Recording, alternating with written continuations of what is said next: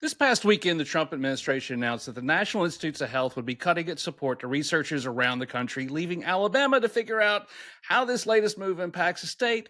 Well, so far it's not so good. Let's get John Archibald on the line. John, you wrote something this past weekend on what these cuts can mean for UAB. What's going on there? I mean, look, they're talking about a loss of $100 million a year at UAB alone. And that didn't even count the 9 other institutions across the state, including Hudson Alpha in Huntsville. It's devastating in the largest metro in the state, here in the Bible Belt. It's going to be a real problem in the economy, not to mention the issues with lives and the future of research. Surely our public officials aren't going to let this stand, right? Is anybody going to stop this? And UAB people are in a panic.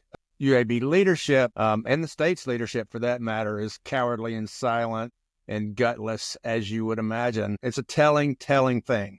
Katie Britt did hint that there should be more careful consideration, but it was milquetoast stuff, scaredy cat protests. In this day and age, it's more than I would have expected, more than you get from our other senator who was paid millions of dollars to leave a public institution but rails against waste. War Eagle.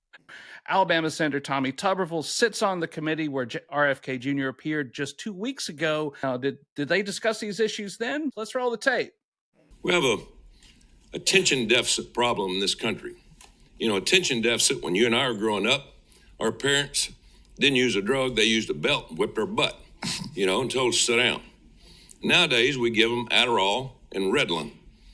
It's like candy. Less medicine, more ass whippings.